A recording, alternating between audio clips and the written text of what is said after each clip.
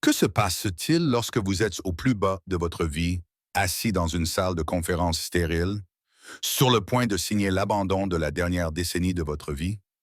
Votre ex-mari est assis en face de vous, le bras autour de sa nouvelle épouse plus jeune, qui admire la montre en forme de cochon de sa marque Audemars. Il sourit narquoisement pendant que vous signez les papiers, vous disant que vous êtes une relique destinée à rester coincée dans le passé. Vous sortez sous la pluie, complètement abattu. Puis votre téléphone sonne. C'est un avocat de Sullivan and Cromwell qui vous demande de vous présenter immédiatement. Vous pensez qu'il s'agit d'une erreur, mais vous y allez quand même. Et c'est là que vous découvrez que pendant que votre ex exhibait sa nouvelle montre, vous étiez sur le point d'hériter d'un empire. L'air dans la salle de conférence de Rothwell and Finch avait la couleur d'un thé léger et sentait le nettoyant pour tapis hors de prix et sans âme.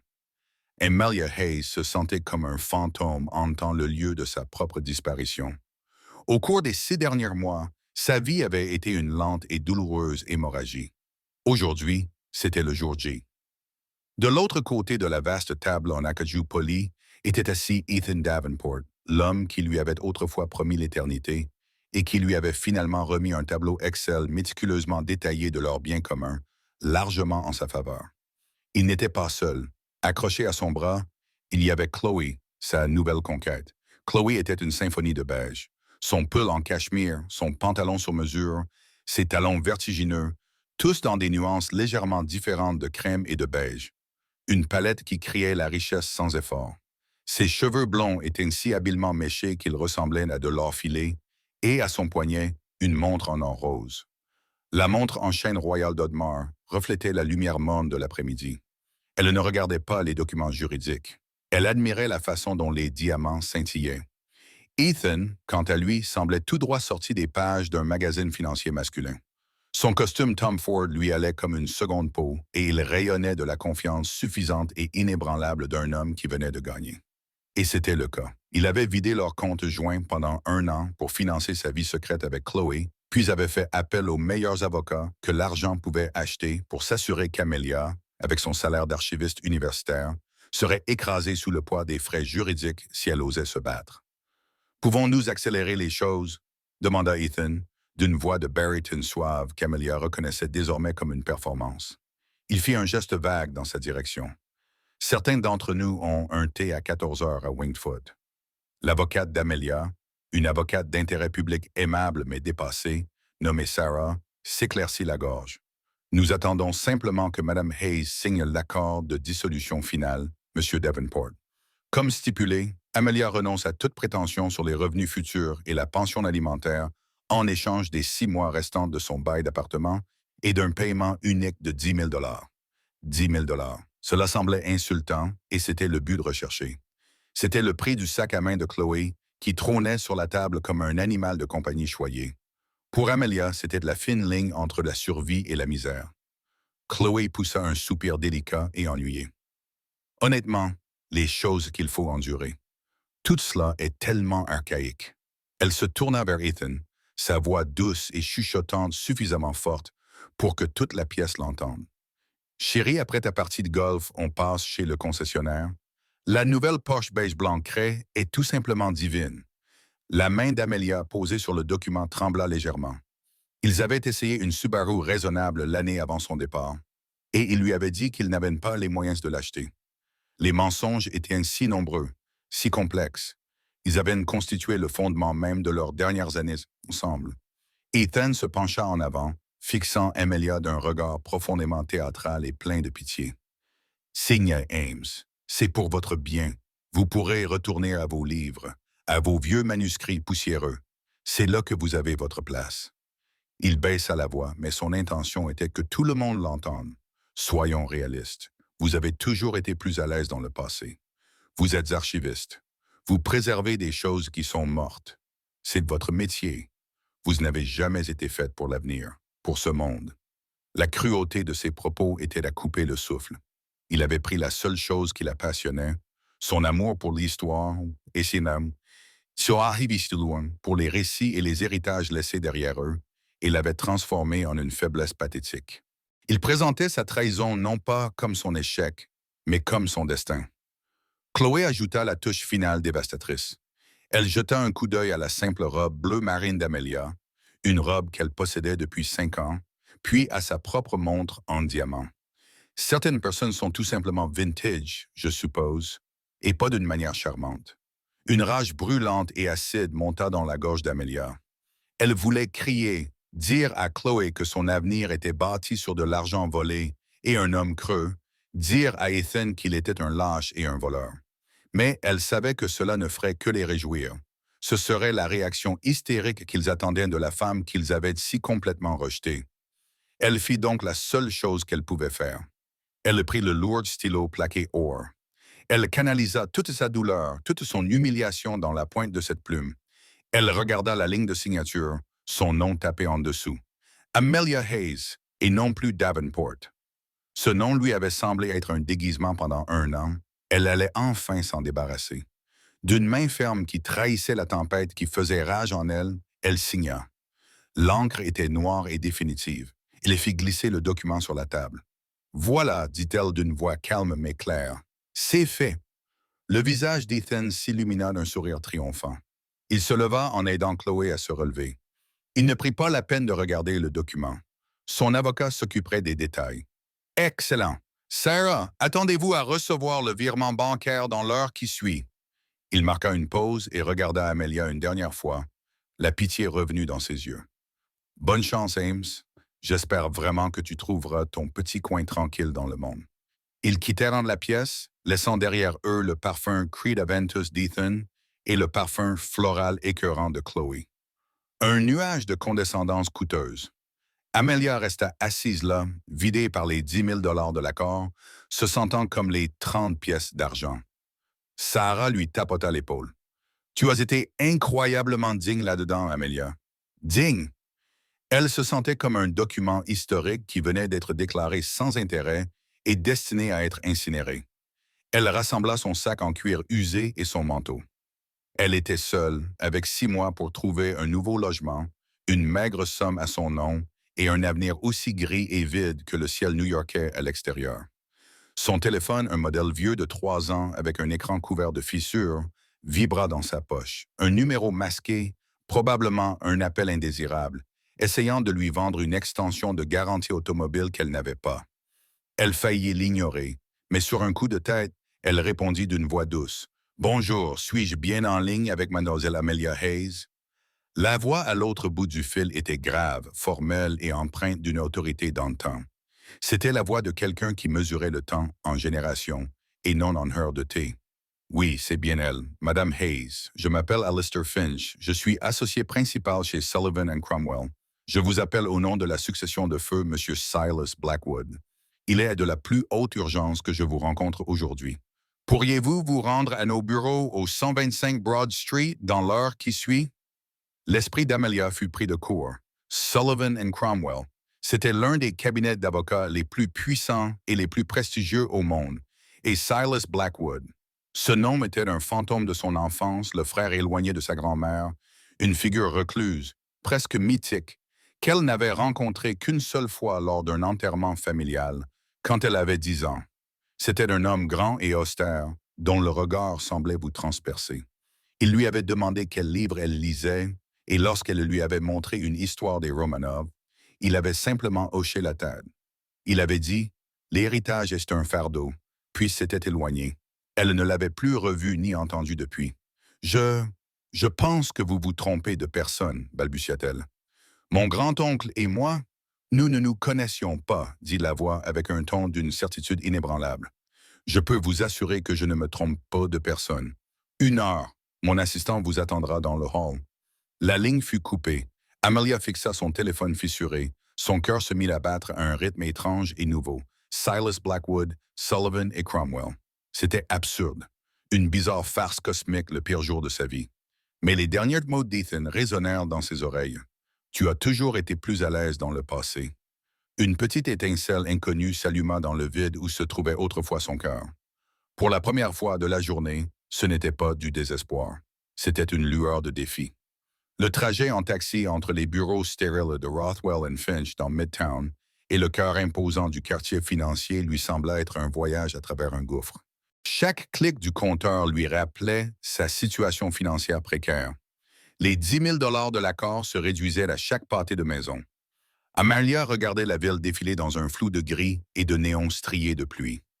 Elle fonctionnait comme un étrange pilote automatique détaché, poussé par une force qu'elle ne pouvait nommer. C'était le même instinct qui, en tant qu'archiviste, l'avait poussé à suivre une trace d'encre à peine visible sur une carte oubliée, une curiosité qui, l'espace d'un instant, l'avait fait oublier le poids écrasant de sa réalité. Lorsque le taxi s'arrêta au 125 Broad Street, une tour étincelante de verre noir et d'acier qui semblait percer les nuages bas, elle ressentit une nouvelle vague d'intimidation. C'était le monde auquel Ethan aspirait, un monde de Titans qui n'avaient pas besoin d'exhiber leurs montres parce qu'ils possédaient des entreprises qui fabriquaient de l'acier. Elle paya le chauffeur, sortit du taxi et marcha sur le trottoir glissant sous la pluie. Avant même qu'elle ait pu réfléchir à l'endroit où elle se rendait, une femme vêtue d'un tailleur charbon impeccable sortit de sous l'auvent du bâtiment. Madame Hayes. La femme lui demanda. Souriez, poliment, mais sans chaleur. Je suis Clara, l'assistante de direction de Monsieur Finch. Il vous attend. Clara la conduisit à travers un hall d'entrée en marbre imposant, où régnait un silence feutré et déterminé. L'air y était différent, frais, filtré, et dégageait une légère odeur de pouvoir. Elles contournèrent le bureau principal de la sécurité et furent escortées jusqu'à un ascenseur privé. Clara utilisa une carte clé et l'ascenseur monta à une vitesse vertigineuse et silencieuse. Les portes s'ouvrirent directement sur la réception de Sullivan and Cromwell. Cela ressemblait moins à un bureau qu'à une salle baroniale. Les murs étaient recouverts de boiseries sombres et brillantes, ornées de peintures de Seine-Maritime dignes d'un musée. Le silence était absolu, seulement rompu par le tic-tac rythmique et lointain d'une imposante horloge comtoise. Monsieur Finch, c'est dans la salle de conférence principale, dit Clara, ses talons ne faisant aucun bruit sur la moquette bleu foncé. Elle conduisit Amelia vers une imposante double porte et lui en ouvrit une. La salle de conférence était immense. Un mur entier était constitué d'une baie vitrée offrant une vue panoramique imprenable sur le port de New York et la Statue de la Liberté. Au centre de la pièce se trouvait une table qui semblait avoir été sculptée dans un seul et immense bloc d'obsidienne. À la tête de la table, se découpant sur le ciel spectaculaire, se tenait un homme qui s'harmonisait parfaitement avec son environnement. Alistair Finch était un homme d'une soixantaine d'années, aux cheveux argentés, à la barbe soigneusement taillée et aux yeux bleus perçants. Il portait un costume 3 pièces en laine anthracite parfaitement taillé qui faisait passer les vêtements de Mark Deaton pour des costumes bon marché. « Hayes », dit-il d'une voix calme et autoritaire, identique à celle qu'il avait au téléphone. « Merci d'être venu si rapidement. Asseyez-vous, je vous en prie. » Il désigna un fauteuil en cuir placé en face de lui. Il ressemblait moins à un siège qu'à une barre des témoins. Amelia s'assit et posa son sac usé par terre à côté d'elle. Il ressemblait à un animal errant qui s'était égaré dans un palais. « Monsieur Finch », commença-t-elle d'une voix légèrement tremblante, « je dois vous redire que je suis presque certaine qu'il y a eu une erreur. Mon grand-oncle Silas n'aimait pas les conversations futiles, assistait rarement aux réunions de famille et n'avait pas été vu en public depuis 1998. » Monsieur Finch termina pour elle, un léger sourire effleurant ses lèvres. « Je sais que j'étais son avocat, son confident et l'un de ses rares amis depuis 40 ans. Et il parlait de vous, Mel Hayes, pas souvent, mais avec un intérêt particulier et notable. » Amelia resta bouche bée. Il savait que vous aviez choisi une carrière universitaire. Monsieur Finch continua à la regarder fixement, d'un air inquisiteur. Il savait que vous étiez devenu archiviste. Il m'a dit un jour, « Amelia préserve les héritages. Le reste du monde se contente de les consommer. » Il admirait cela. Il y voyait un signe de caractère, une qualité qui, selon lui, faisait cruellement défaut. Il connaissait mon travail. Cette pensée était à la fois déconcertante et étrangement touchante, un mécène silencieux et invisible dont elle ignorait l'existence. Silas savait beaucoup de choses, ce qui nous amène à l'objet de cette rencontre. Son expression devint solennelle. « J'ai l'honneur de vous annoncer une triste nouvelle. Silas s'est éteint paisiblement dans son sommeil il y a 3 jours. Il avait 98 ans. Ses instructions concernant sa mort étaient explicites et absolues. La première était de protéger sa succession de toute enquête extérieure. La seconde était de vous contacter. Il prit un épais portefeuille relié en cuir posé sur la table et l'ouvrit. Voici une copie certifiée conforme du testament de Silas Blackwood, rédigé il y a 6 mois. Le cœur d'Amelia battait à toute rompre. C'était réel. Cela arrivait vraiment. Une image vertigineuse d'Ethan et Chloé au club de golf, en train de rire, lui traversa l'esprit. M'a-t-il laissé quelque chose demanda-t-elle dans un murmure. Un petit souvenir. Un vieux livre. Quelques milliers de dollars serait un miracle qui changerait sa vie en ce moment. Monsieur Finch ne répondit pas directement. Au lieu de cela, il la regarda avec une intensité qui semblait pénétrer ses pensées mêmes. Madame Hayes, pour comprendre Silas, vous devez comprendre l'œuvre de sa vie. Il était le fondateur et l'unique propriétaire d'Ethelred Global. Amelia reconnut vaguement ce nom. Il s'agissait d'un immense conglomérat privé, un géant discret dans les domaines de l'énergie, de la logistique et de la technologie. Ils étaient connus pour leurs secrets, n'apparaissant jamais dans les magazines économiques prestigieux. Leur pouvoir était discret, fondamental et immense. Ethelred n'est pas une société cotée en bourse, expliqua M. Finch. À ce titre, sa valeur n'est pas soumise aux caprices du marché. Cependant, un récent audit interne estime la valeur nette conservatrice de ses avoirs à environ 75 milliards de dollars. Ce chiffre flottait dans l'air, si vaste et abstrait, qu'il semblait aspirer tout l'oxygène de la pièce. Amelia se sentit étourdie. Elle agrippa les accoudoirs du fauteuil pour se stabiliser. M. Finch poursuivit sur le même ton, sans jamais faiblir. Silas n'avait pas d'enfant. Ses autres parents sont des cousins éloignés à qui il a laissé des fiducies modestes, mais généreuses. Il croyait que la richesse héritée sans but était un fléau corrupteur. Il voulait que son empire, son héritage, soit géré et non simplement dépensé. Il voulait quelqu'un qui ait le sens de l'histoire et du devoir. Quelqu'un qui comprenne que le passé doit être préservé pour construire un avenir qui en vaille la peine. Il fit glisser une seule feuille de papier épais de couleur crème sur la table polie. C'était une lettre manuscrite. L'écriture était fine mais énergique. « Amelia, commençait-elle, si vous lisez ceci, c'est que mon compte est clos. Ne me pleurez pas. 98 ans, c'est plus que suffisant. Je ne vous ai rencontré qu'une seule fois, mais je n'ai jamais oublié cette jeune fille qui lisait des livres sur les empires déchus pendant que le reste de la famille bavardait.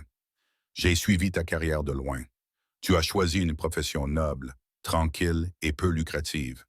Tu as préféré l'héritage à l'argent. Pour cela, tu as gagné mon respect et maintenant mon fardeau. » Amelia leva les yeux de la lettre, les yeux écarquillés d'incrédulité. « Lis la suite », l'exhorta gentiment M. Finch. « Ethelred Global est une bête puissante, entourée de chacals prêts à la mettre en pièces pour en récupérer les restes. Je ne vous offre pas un coffre au trésor, ma chère. Je vous offre un trône et un royaume rempli de courtisans et d'assassins. Ils vous considéreront comme faible et anormal. Ils vous mettront à l'épreuve. Ne les laissez pas faire. Vos compétences d'archiviste ont plus de valeur que n'importe quel MBA. Vous savez comment trouver la vérité enfouie sous des montagnes de papier. Vous savez repérer un faux et vous connaissez la valeur d'une histoire qui a traversé les âges. Cette entreprise est mon histoire. Ne les laissez pas l'effacer. Il l'avait simplement signé Silas. » Des larmes perlaient aux yeux d'Amelia. Cet homme qu'elle connaissait à peine avait vu plus en elle et la comprenait mieux que l'homme avec lequel elle avait partagé sa vie. M. Finch laissa le poids de la lettre s'installer avant de prononcer la dernière phrase bouleversante. « Mademoiselle Hayes Amelia Silas Blackwood vous a désigné comme seul bénéficiaire de l'ensemble de sa succession. Vous êtes la nouvelle propriétaire d'Ethelred Global et de tous ses actifs immobiliers et intellectuels. Vous avez hérité de sa fortune, de son entreprise, de son héritage, de son fardeau. » Le monde bascula sur son axe. La vue du port à l'extérieur semblait se précipiter vers elle, puis s'éloigner. C'était un rêve, une hallucination provoquée par le chagrin et le stress. « Non, » murmura-t-elle en secouant la tête. « C'est impossible. Je n'ai que 10 000 $ à mon nom et 6 mois avant de me retrouver sans domicile. Je gagne ma vie en cataloguant des correspondantes du 19e siècle. Et c'est précisément pour cela qu'il vous a choisi, dit M. Finch, sa voix s'adoucissant avec une première pointe de chaleur. Mais il y a une condition, une épreuve, comme il l'appelait. Bien sûr, il y avait toujours un hic. Silas savait que le conseil d'administration allait essayer de vous dévorer. Il ne voulait pas que vous vous contentiez de liquider les actifs et de prendre votre retraite. Le testament stipule que pour hériter inconditionnellement de la succession, vous devez assumer le rôle de président du conseil d'administration d'Ethel Global et occuper ce poste avec succès en repoussant toutes les contestations pendant une année civile complète. Il se pencha en avant, l'air intense. Si vous êtes contrainte de démissionner à la suite d'un vote de défiance ou si vous démissionnez avant la fin de l'année, l'intégralité de la succession, chaque dollar, chaque brevet, chaque bâtiment sera dissoute et donné au Global Heritage Fund. Vous vous retrouverez sans rien. Président, conseil d'administration. C'était une langue étrangère venue d'une planète hostile. La terreur pure et simple était paralysante, mais une image s'imprima alors dans son esprit. Le sourire condescendant d'Ethan, le regard dédaigneux de Chloé sur sa montre et ses derniers mots cinglants. Vous êtes archiviste, vous préservez des choses qui sont mortes. Un feu froid et inconnu commença à brûler dans ses veines. Silas ne la considérait pas comme une experte en choses mortes. Il la voyait comme la gardienne de choses qui vivaient encore. Elle regarda Alistair Finch droit dans les yeux, les larmes séchant sur ses joues. Sa voix, lorsqu'elle prit la parole, n'avait plus le tremblement d'une victime. C'était la voix calme et assurée d'une archiviste à qui l'on venait de remettre le document le plus important de sa vie. Quand est-ce que je commence? Les heures qui suivirent furent surréalistes. Alistair Finch, avec l'efficacité calme d'un homme habitué à réorganiser les plaques tectoniques du pouvoir, guida Amelia à travers le tourbillon immédiat.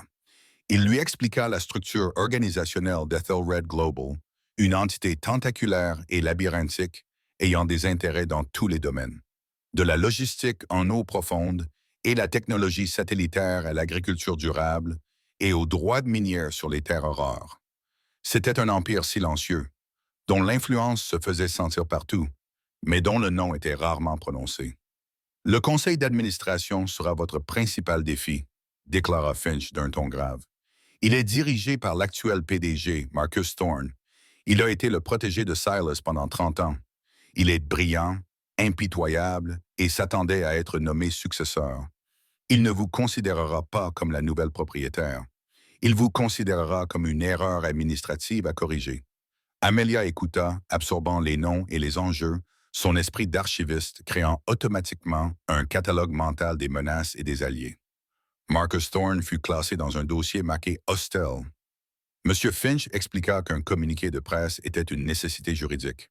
La nouvelle de la mort de Silas Blackwood était un secret connu seulement d'une poignée de personnes, mais cela ne pouvait pas rester ainsi. L'annonce de sa mort, combinée à la bombe que représentait son héritier désigné, allait provoquer une onde de choc dans le monde financier. « Vous allez devenir une personnalité publique du jour au lendemain, Amelia, » l'avertit-il. « Votre vie sera scrutée à la loupe. Ils vont essayer de déterrer tout ce qu'ils peuvent pour vous discréditer. À partir de maintenant, votre vie privée n'est plus qu'un souvenir. » Il fit appel à une voiture pour la ramener à son appartement dans le Queens. Pas un taxi, mais une Mercedes Maybach blindée noire qui se frayait un chemin dans la circulation urbaine avec la force silencieuse et inexorable d'un requin. Le chauffeur, un homme stoïque nommé David, lui tint la porte comme si elle était une personnalité d'État. Le trajet se déroula en silence. Amelia regardait la ville, mais elle ne voyait pas les monuments familiers.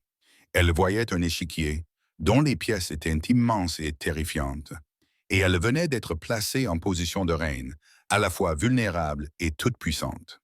Lorsqu'elle est arrivée à son modeste immeuble d'avant-guerre, le confort familier de son hall d'entrée usé lui a semblé étranger. À l'intérieur de son appartement, le silence était assourdissant. Les fantômes de sa vie avec Ethan étaient partout. L'empreinte dans le coussin du canapé où il s'asseyait toujours. L'espace vide sur l'étagère qui contenait autrefois ses manuels de finances. Pendant 10 ans, cet endroit avait été son foyer. Au cours des 6 derniers mois, il était devenu une prison de souvenirs. À présent, c'était une exposition muséale d'une vie qui n'existait plus. Elle s'assit sur son canapé, celui dont l'accoudoir était légèrement effiloché, et sortit la lettre manuscrite de Silas. Elle la relut une deuxième fois, puis une troisième. Tes compétences d'archiviste ont plus de valeur que n'importe quel MBE. Tu sais comment trouver la vérité enfouie sous des montagnes de papier. Ce n'était pas seulement une validation, c'était une déclaration de mission. Il lui avait donné non seulement sa fortune, mais aussi la lentille à travers laquelle l'utiliser. Son iPhone fissuré vibra. C'était un SMS d'Ethan. Salut, j'espère que tu vas bien. Désolé si Chloé s'est montrée un peu brusque. Elle est juste enthousiaste à propos de notre avenir. Fais-moi savoir quand tu auras reçu le virement bancaire. On ira boire un verre un de ces jours. En souvenir du bon vieux temps. Sa condescendance pesait sur elle comme une force physique. L'invitation à boire un verre était une dernière tape sur la tête, un geste de magnanimité du vainqueur envers la vaincue. Il voulait s'assurer qu'elle disparaisse discrètement. Elle ne répondit pas. Elle appuya longuement sur son contact et, avec un sentiment de profonde finalité, le supprima. Le lendemain matin, le séisme frappa. Conformément aux instructions de M. Finch, Amelia avait mis son ancien téléphone en mode silencieux. Il lui avait fourni un nouvel appareil crypté ainsi qu'un ordinateur portable et un identifiant sécurisé pour accéder aux archives mondiales d'Etherred, un trésor numérique contenant l'histoire de l'entreprise. À 9h01 précisément, le monde financier fut secoué. Le communiqué de presse de Sullivan et Cromwell fut publié. Silas Blackwood, fondateur d'Etherred Global, décédé à 90 ans. La succession désigne Amelia Hayes, archiviste universitaire, comme seule bénéficiaire et nouvelle présidente. L'ancien téléphone d'Amelia se mit à vibrer sur la table basse. Il ne se contenta pas de vibrer, il dansait, glissant sur le bois comme un insecte paniqué. L'écran s'illumina d'une cascade de notifications provenant d'applications d'actualité, de réseaux sociaux et d'une avalanche d'appels provenant de numéros qu'elle ne reconnaissait pas. Le premier appel qu'elle répondit sur son nouveau téléphone provenait de sa mère, dans l'Ohio. Sa voix était un cri strident d'incrédulité. « Amelia, est-ce vrai? Les nouvelles? Ils disent que c'est toi. Oh mon Dieu, ils parlent de milliards. Est-ce une sorte de mauvaise blague? » Amelia calma sa mère, lui promettant de tout lui expliquer plus tard. Le deuxième appel venait de sa sœur, enseignante dans un lycée de Chicago, qui criait dans un mélange de choc et de joie. Puis un appel arriva sur son ancien téléphone, provenant d'un numéro qu'elle connaissait encore par cœur. Ethan. Elle fixa l'écran, le pouce suspendu au-dessus du bouton « Refuser », mais un autre instinct prit le dessus. Le même instinct qui l'avait poussé à accepter le défi de M. Finch. Elle avait besoin de l'entendre. Elle avait besoin d'archiver ce moment. Elle répondit, mais ne dit rien. Écoutant les parasites sur la ligne. Amelia. Amelia. Dieu merci. Tu vois ça? C'est vrai. C'est sur tous les terminaux de la salle des marchés. Bloomberg, Reuters. Il s'appelle l'archiviste Ayres. Qu'est-ce qui se passe, bon sang? Sa voix était frénétique, aiguë, dépourvue de son calme habituel. C'est vrai. Ethan, dit-elle d'une voix calme comme une mer plate, suivie d'un silence stupéfait, puis d'une inspiration brusque et saccadée. « Oh mon Dieu, murmura-t-il. » Son ton changea instantanément, devenant lisse, conspirateur, urgent. « D'accord, écoute-moi, Amelia. Tu ne peux pas faire confiance à ces gens, ces avocats, ces requins du monde des affaires. Ils vont essayer de tout te prendre. Tu ne connais pas ce monde, mais moi, oui. Je peux te protéger. Nous pouvons gérer cela ensemble. » L'audace pure et simple de cette déclaration était un spectacle à voir. « Nous », répéta Amelia d'un ton glacial. « Oui, nous y réfléchissons. Je m'y connais en finance. Tu as le poste. Nous formions une équipe. Amelia, tu ne te souviens pas d'hier? Hier, c'était une erreur. J'étais sous pression. Chloé, elle ne comprend pas notre histoire. Cet accord, les 10 000 $, ce n'était qu'une formalité. J'allais te donner plus, je te le jure. C'était un menteur frénétique et pathétique. Et pour la première fois, elle le regardait, non pas avec la douleur persistante de l'amour, mais avec l'œil froid et clair d'une historienne analysant un leader raté. « Tu as dit que j'appartenais au passé, Ethan, dit-elle doucement, en tournant le couteau qu'il avait lui-même forgé. Tu as dit que j'étais une relique. Pourquoi voudrais-tu d'une relique comme partenaire? Je ne voulais pas dire ça. J'essayais de te motiver. J'ai toujours su que tu avais ce potentiel en toi, cette force cachée. » Il bredouilla son désespoir palpable. Elle entendit une voix aiguë en arrière-plan. « Chloé, Ethan, à qui parlez-vous? C'est elle? Que se passe-t-il? Ma mère vient de me transmettre un article du Daily Mail. Une seconde, chérie. » Ethan fit un geste de la main sans parvenir à étouffer le bruit. Amelia, écoute-moi, nous devons nous voir ce soir. Nous pouvons arranger ça. Je peux arranger ça. Je vais me débarrasser de Chloé. C'était toujours toi, Amelia. C'était toujours toi.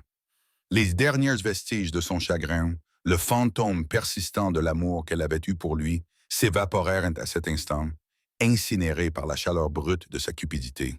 Il ne l'avait pas seulement trahi, il ne l'avait même jamais connu. Au revoir, Ethan, dit-elle d'une voix dénuée de toute émotion. Non, attends, Amelia, ne raccroche pas.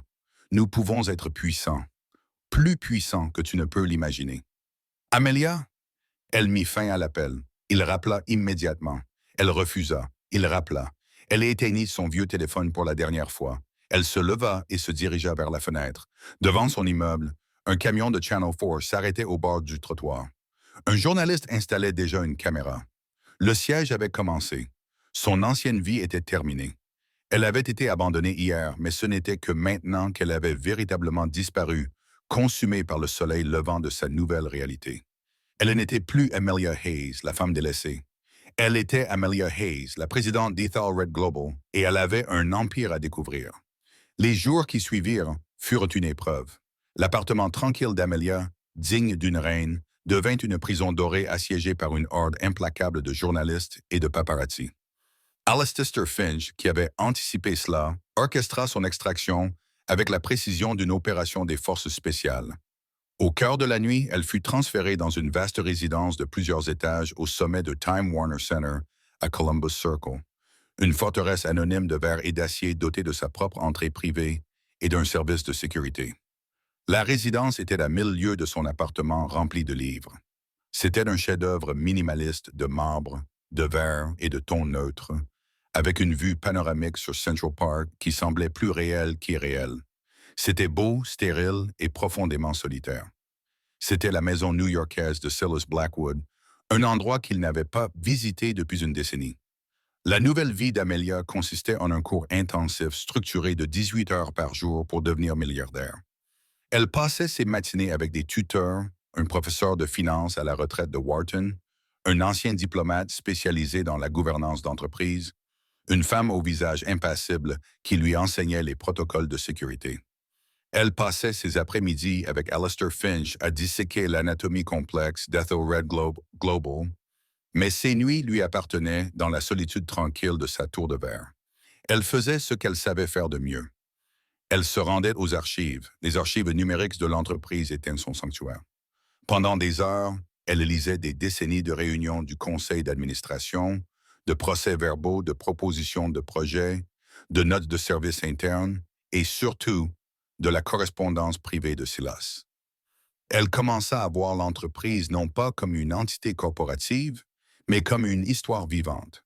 Elle vit les risques audacieux que Silas avait pris à ses débuts, les trahisons qu'il avait subies, les loyautés qu'il avait cultivées. Elle vit sa vision évoluer d'une entreprise ambitieuse et avide à une puissance mondiale avec un sens profond, presque féodal, des responsabilités. Dans ses lettres, elle vit sa désillusion croissante face à l'obsession du monde moderne pour le profit à court terme. Il démantèle les cathédrales pour vendre les pierres, écrivait-il à un ami dans une lettre. Elle a également constaté l'ascension de Marcus Thorne, dont le nom apparaissait sans cesse. D'abord brillant jeune analyste, puis chef de division impitoyable et enfin PDG, ses mémos se concentraient de plus en plus sur les rendements trimestriels et la valeur actionnariale, un langage que Silas lui-même semblait rarement utiliser. Elle a constaté le changement lent et subtil de l'âme de l'entreprise. Sa première réunion du conseil d'administration était prévue pour la semaine suivante. Finch l'avertit que ce serait une embuscade. « Marcus va essayer de vous faire passer pour une idiote », lui dit-il lors d'une de leurs séances. « Il va vous présenter quelque chose de complexe, truffé de jargon et exiger une décision immédiate. Il veut prouver au conseil que vous n'êtes qu'une coquille vide, une figure de proue. Votre premier test sera de ne pas mordre à l'hameçon. » Les jours précédant la réunion ont été consacrés à des préparatifs frénétiques. Amelia a à peine dormi, son esprit tourmenté par les termes financiers et les statuts de l'entreprise. L'attention du public était implacable. Ethan et Chloé s'étaient lancés dans une tournée médiatique à grande échelle, se présentant comme les proches tragiquement concernés. La page 6 du New York Post publiait un article intitulé Une milliardaire mentalement fragile craint son ex-mari. Dans cet article, une source proche du couple affirmait qu'Ethan craignait que la richesse soudaine n'ait provoqué un effondrement mental et qu'il explorait les options qui s'offraient à lui pour la protéger d'elle-même. Il s'agissait clairement d'une menace publique, la première étape d'une campagne visant à la déclarer incompétente. Le matin de la réunion du conseil d'administration, Amelia se tenait devant un miroir en pied. Un styliste sélectionné par le bureau de Finch lui avait composé une garde-robe. Elle n'était pas tape à l'œil. C'était une armure, une robe Armani gris foncé sur mesure, des escarpins loup-boutants à talons bas mais imposants, et ses cheveux tirés en arrière dans un style sévère, élégant et brillant. La femme dans le miroir était une étrangère, posée, imposante et rayonnant d'une puissance tranquille qu'elle ne ressentait pas. Lorsqu'elle entra dans la salle de réunion rouge sang au 4e étage du siège social de Wall Street, l'effet fut immédiat. La pièce, un quart aux parois de verre suspendues au-dessus de la ville, devint silencieuse. Les 10 membres du conseil d'administration, un groupe de vétérans grisonnants de l'industrie et de financiers en costume chic, la fixèrent du regard lorsqu'elle entra. C'était une démonstration d'intimidation unifiée et calculée. À la tête de la table était assis Marcus Thorne. Il avait la cinquantaine bien avancée, un beau visage patricien, des cheveux argentés parfaitement coiffés et les yeux froids et perçants d'un faucon. Il ne se leva pas. Il se contenta de la regarder s'approcher, un léger sourire condescendant aux lèvres. Mademoiselle Hayes, dit-il d'une voix grave et autoritaire, bienvenue chez Hall. Nous avons tous été très surpris d'apprendre votre nomination. Le mot « surpris » était empreint de venin. Il voulait dire « consterné ». Amelia se dirigea vers la chaise vide à l'autre bout de la table, celle de Silus. Monsieur Finch prit place légèrement derrière elle, silencieux et vigilant. Elle posa son unique porte-document en cuir fin sur la table, les mains fermes malgré les battements frénétiques de son cœur. Elle croisa directement le regard de Marcus Thorne. Monsieur Thorne, je suis sûr que cela a été une surprise, mais nous y voilà. Sa réponse calme et directe sembla le déstabiliser momentanément. Il s'attendait clairement à voir une bibliothécaire terrifiée et bégayante. Il se remit rapidement. En effet, avant de commencer, je dois m'exprimer au nom de l'ensemble du conseil d'administration pour vous faire part de notre profonde inquiétude. Silus était un génie, mais au cours de ces dernières années, son excentricité était bien documentée. Je crains que ce ne soit là son dernier caprice, et le plus dommageable. Un murmure d'approbation parcourut la table. Eighth n'est pas une archive universitaire. Madame Hayes Thorne poursuivit d'une voix empreinte de condescendance. C'est une entité mondiale de plusieurs milliards de dollars qui évolue sur des marchés complexes et volatiles. Cela nécessite une expérience de toute une vie, pas une passion pour les langues mortes. C'était l'appât. Il essayait de provoquer une réaction pour lui faire prouver qu'elle était une amateur émotionnelle. Au lieu de cela, elle pensa à la lettre de Silus. Vous savez comment repérer un faux. Elle ouvrit son portefeuille. Merci de votre sollicitude, Monsieur Thorne. Je crois que le premier point à l'ordre du jour est votre proposition d'acquisition de l'exploitation minière Kestrel en République démocratique du Congo. Le sourire de Thorne s'élargit. C'était l'arme qu'il avait choisie. Une transaction complexe, à plusieurs niveaux, impliquant une région politiquement instable, des droits miniers labyrinthiques et un risque financier immense. C'était le piège parfait. C'est exact, dit-il d'un ton suave. Une opportunité de 12 milliards pour accaparer le marché mondial du cobalt. Une initiative audacieuse et décisive qui garantira notre domination pour la prochaine décennie. Il se lança dans une présentation remplie de graphiques, de projections et de jargon impénétrable. Amelia écouta patiemment. Elle ne prétendait pas comprendre toutes les nuances financières, mais elle avait passé les 2 dernières nuits dans les archives et avait recherché Kestrel. Elle trouva une mention de cette société dans une série de notes datant de 15 ans, auquel était joint un rapport de terrain cinglant rédigé par un jeune géologue, un rapport que Thorne n'avait manifestement jamais lu. Lorsqu'il eut terminé sa présentation, il la regarda avec impatience. « Alors, Madame la Présidente, avons-nous votre accord pour continuer ?» Tous les regards étaient tournés vers elle. C'était le moment décisif, celui de son abdication ou de son couronnement. « J'ai une question, Monsieur Thorne, dit Amelia d'une voix calme, mais qui portait dans la salle silencieuse au sujet de la stabilité géologique de la concession orientale. L'étude initiale de 10 faisait état d'une importante instabilité sismique et d'une nappe phréatique élevée, rendant l'exploitation minière en profondeur extrêmement dangereuse et coûteuse. Y a-t-il eu des changements? L'expression confiante de Thorne vacilla. Il cligna des yeux, visiblement pris au dépourvu. Il s'agissait d'une étude préliminaire. Nos nouvelles données montrent « Je suis également curieuse de connaître la situation politique ». Amelia continua à presser son avantage. J'ai lu que l'actuel ministre des Mines, Jean-Pierre Ambata, est le neveu du général qui a mené le coup d'État de 2015 dans cette province. Un coup d'État, je tiens à le préciser, qui a entraîné la nationalisation de tous les actifs étrangers pendant 2 ans. Est-il judicieux d'investir 12 milliards de dollars dans un pays où notre propriété dépend des caprices d'une seule famille notoirement corrompue? Une vague d'inquiétude parcourut la table. Les membres du conseil d'administration comprenaient ces risques. Thorne les avait passés sous silence, présentant l'accord comme une affaire sûre. Amelia a porté le coup de grâce, dit. Mais ma plus grande préoccupation est la suivante. Elle a regardé autour de la table. Silas Blackwood a examiné exactement le même accord il y a 15 ans. J'ai trouvé ses notes à ce sujet dans les archives hier soir. Elle a marqué une pause pour plus d'effet. Il l'a rejeté. Son commentaire final sur la proposition tenait dans une seule phrase. Seul un imbécile ou un voleur construirait un palais sur une faille sismique. La salle était plongée dans un silence total. Elle n'avait pas utilisé le langage des profits et des pertes de Thorne.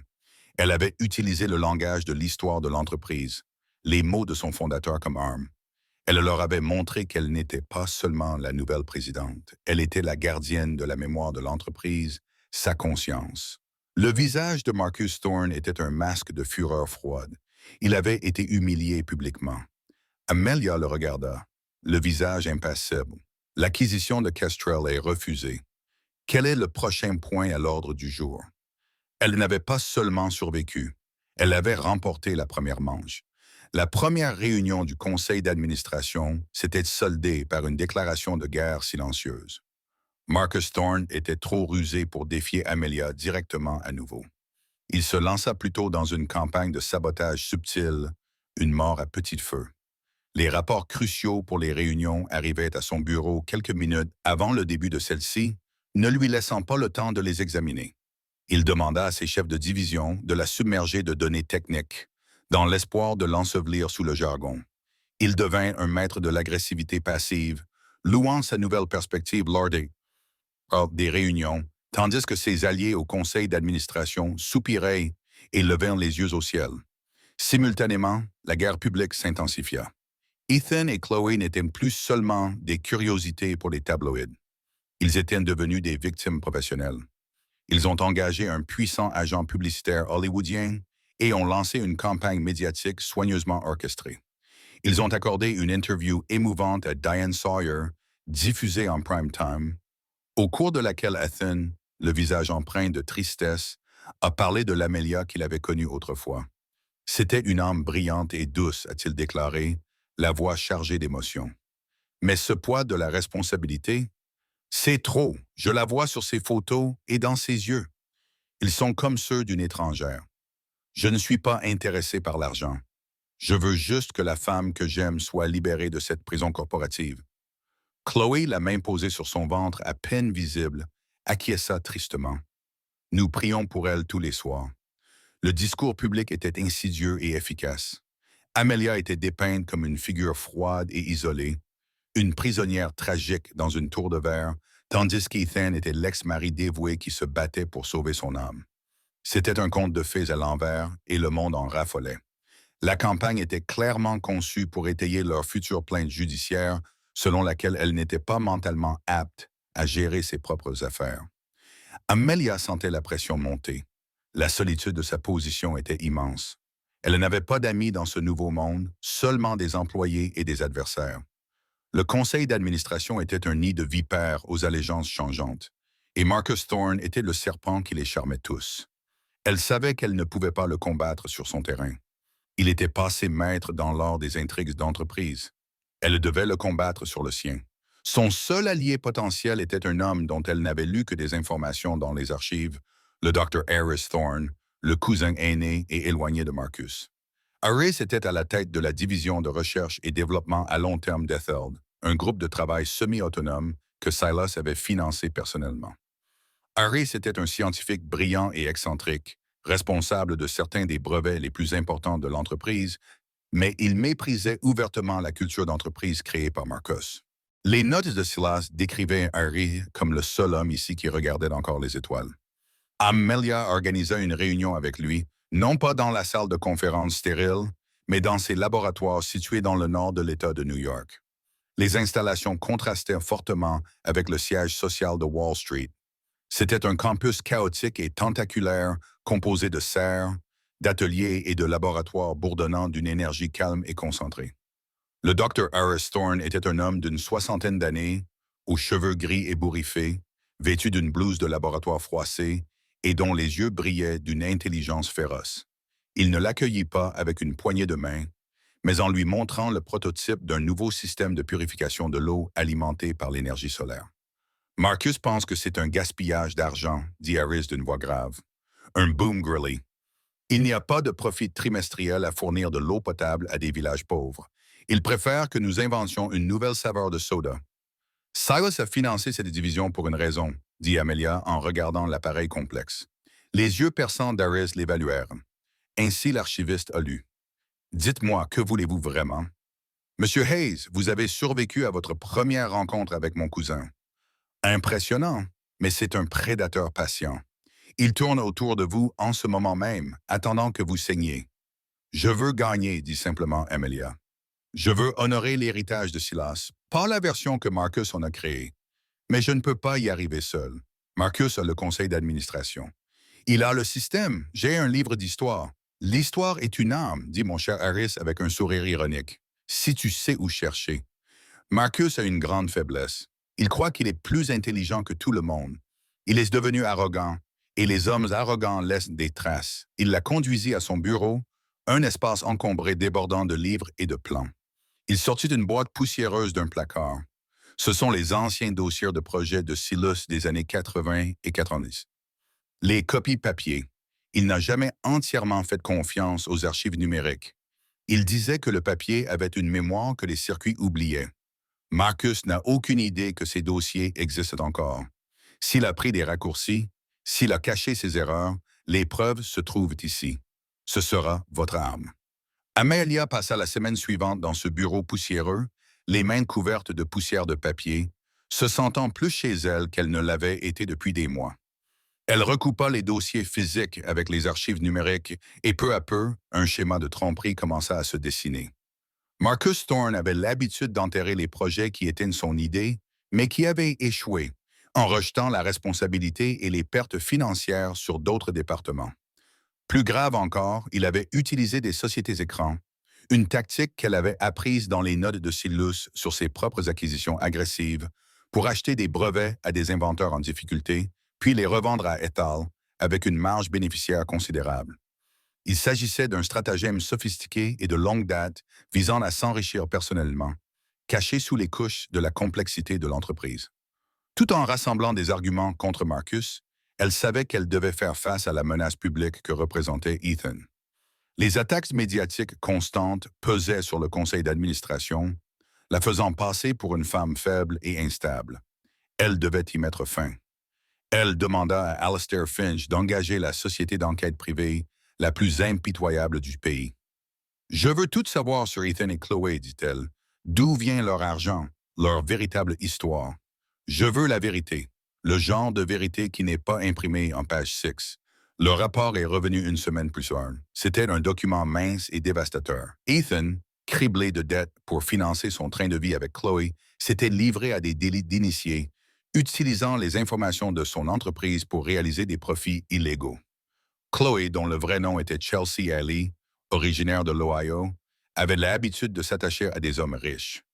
La montre Audemars Payday était un cadeau d'un magnat de l'immobilier marié qu'elle fréquentait avant Ethan. Et la grossesse? La date prévue pour l'accouchement indiquait clairement que le bébé ne pouvait pas être celui d'Ethan. La dernière pièce du puzzle était une série de virements bancaires. Une société écran enregistrée aux îles Cayman effectuait régulièrement d'importants versements à Ethan. Une société écran, Karis Thorne a aidé Amelia à remonter jusqu'à une caisse noire contrôlée par Marcus Thorne lui-même. Tout s'est mis en place. Ethan n'était pas seulement un ex-mari opportuniste, c'était un agent rémunéré. Marcus finançait la campagne de dénigrement public d'Ethan afin de couvrir son propre coup d'État au sein de l'entreprise. Il menait une guerre sur deux fronts, et Amelia en était la cible. La rage froide qui l'envahissait lui clarifiait les idées. Ils l'avaient tous traité comme un personnage dans une histoire qu'ils écrivaient. Une tragique ace, une victime fragile, une bibliothécaire incompétente. Il était temps pour elle d'écrire sa propre fin. La scène parfaite pour le dernier acte se présentait d'elle-même, le gala annuel du Met, dont elle était l'un des principaux sponsors. La table d'Ethel Red Global était un bastion de pouvoir et Amelia savait que ses adversaires y seraient présents. Marcus Thorne tiendrait sa cour et il aurait certainement pris des dispositions pour qu'Ethan et Chloé assistent à une démonstration publique de leur alliance contre nature, destinée à l'humilier sur la scène mondiale. Ils s'attendaient à ce qu'elle soit une bibliothécaire fragile, facile à briser. Ils allaient rencontrer l'impératrice. Amelia avait passé les semaines précédentes à rassembler ses munitions. Le Dr. A.R.S. Thorne l'avait aidé à mettre au jour des preuves écrites du plan de détournement de fonds mis en place par Marcus depuis 15 ans, qui utilisait des sociétés écrans pour s'enrichir aux dépens de l'entreprise. Parallèlement, le détective privé qu'elle avait engagé lui avait remis un dossier accablant sur Ethan et Chloé, détaillant ses délits d'initié et la sordide vérité sur le passé de Chloé, sa fausse grossesse et la source de leur financement, Marcus Thorne lui-même. La conspiration formait un cercle parfait et accablant. Le soir du gala, Amelia se transforma. Elle arriva vêtue d'une robe en velours bleu nuit signée Schiaparelli, Severe and Regal, où elle portait autour du cou le diamant Blackwood, une pierre parfaite de 50 carats qui rayonnait d'un feu bleu froid. Lorsqu'elle foula le tapis rouge, les photographes, qui s'attendaient à voir une archiviste effacée, furent stupéfaits et se déchaînèrent. À l'intérieur, elle les trouva exactement comme elle l'avait prévu. Marcus, Ethan et Chloé se prélassaient dans la lueur d'une fausse inquiétude et d'un pouvoir réel. À son approche, un silence s'installa. Amelia, s'écria Marcus, s'adressant à l'audience des spectateurs. Je suis si heureux que tu sois venu. Ethan et moi discutions justement de notre inquiétude. Ethan s'avança, le visage empreint de tristesse. Ames, tu as l'air fatigué. Tout cela est trop pour toi. Amelia laissa le silence s'installer un instant avant de parler d'une voix calme et claire. C'est touchant, Ethan, et je suis ravi de vous voir tous les deux en si bonne forme. Marcus doit vous verser une généreuse allocation depuis son compte aux îles Caïmans, celui-là même qu'il utilise pour blanchir l'argent qu'il détourne d'être depuis 15 ans. Un murmure collectif parcourut la foule. Le visage de Marcus se figea. Amelia ne s'arrêta pas. Quant à toi, Ethan, dit-elle d'une voix plus basse, mais toujours aussi tranchante, le CCC contactera ton cabinet demain matin. Ton ami du fonds spéculatif a déjà accepté de coopérer concernant ton petit stratagème d'initié. Enfin, elle se tourna vers Chloé, pâle de choc. Et Chelsea, dit-elle, utilisant son vrai nom comme une arme. J'espère que le père de ton enfant est prêt à payer tes factures. Les comptes d'Ethan sont sur le point d'être gelés. Au fait, le cochon d'Ordmar est un faux. Un bon faux, mais un faux. Elle n'avait pas élevé la voix. Elle avait simplement présenté ses recherches calmement et méthodiquement, comme une archiviste présentant ses conclusions. Elle se retourna et s'éloigna, laissant derrière elle un tableau d'horreur silencieuse et stupéfaite, leurs vies et leurs mensonges complètement démantelés au cœur de la société new-yorkaise. En haut du grand escalier, Alistair Finch attendait. « Échec et mat, je crois, dit-il doucement. Les retombées furent immédiates et absolues. Le lendemain du gala, Marcus Thorne, ruiné, présenta sa démission lors d'une réunion d'urgence du conseil d'administration. Amelia la refusa. « Une démission implique que vous avez le choix, Marcus, dit-elle d'une voix glaciale. Ce n'est pas le cas. Le conseil d'administration vota à l'unanimité son licenciement pour motif valable, et tandis que les agents de sécurité l'escortaient hors de la salle, son aire de corruption prit fin. Quelques jours plus tard, Ethan fut inculpé par la CCI. Son image publique s'effondra en même temps que ses finances. L'année qui suivit fut marquée par une profonde transformation. Amelia ne se contenta pas de diriger Ethel Global. Elle en devint la conservatrice. Elle orienta le géant corporatif vers des profits axés sur des objectifs précis en lançant la fondation Silas Blackwood pour la préservation historique et en finançant entièrement l'initiative pour l'eau potable du Dr. Harris Thorne. Elle prouva que l'intégrité n'était pas un handicap, mais le plus grand atout d'être, gagnant ainsi le profond respect d'un monde financier autrefois sceptique. Un an et un jour après que sa vie eut basculé, elle se tenait dans la nouvelle salle de lecture Silas Blackwood de la Bibliothèque publique de New York. Il serait si fier de vous, lui a dit Alistair Finch à voix basse. Amelia a observé une jeune fille dans un coin, complètement absorbée par un livre d'histoire, et a compris son véritable héritage. Ce n'était pas l'argent, c'était la force qu'elle avait découverte en elle. Ethan l'avait qualifiée d'archiviste des morts, de relique coincée dans le passé. Il avait tort. Elle était la gardienne d'un héritage, utilisant la sagesse de l'histoire pour construire un avenir durable. Son travail ne faisait que commencer. C'est ainsi qu'Amelia Hayes, l'archiviste discrète, est devenue l'une des personnes les plus puissantes au monde. Son histoire nous rappelle avec force que les compétences que nous cultivons dans les moments calmes de notre vie, nos passions, nos connaissances, notre intégrité peuvent devenir nos meilleures armes lorsque nous sommes mis à l'épreuve. Elle ne s'est pas contentée de se venger. Elle a redéfini tout un empire, prouvant que le véritable pouvoir ne réside pas dans le fait d'être la voix la plus forte dans la pièce, mais dans le fait d'être la mieux préparée. Qu'avez-vous pensé de la revanche épique d'Amelia au Met Gala? Était-ce la vengeance parfaite? Et selon vous, quelle est la partie la plus importante de l'héritage d'une personne? Faites-moi part de vos réflexions dans les commentaires ci-dessous. Si vous avez été inspiré par l'incroyable parcours d'Amelia, qui est passée d'un chagrin d'amour à la tête du conseil d'administration, montrez votre soutien en cliquant sur le bouton «J'aime». Cela aidera notre chaîne à vous proposer d'autres histoires comme celle-ci. Et si vous ne voulez pas manquer la prochaine histoire dramatique de revanche et de triomphe, n'oubliez pas de cliquer sur le bouton «S'abonner» et d'activer la cloche de notification. Partagez cette histoire avec tous ceux qui ont déjà été sous-estimés. Merci de votre attention.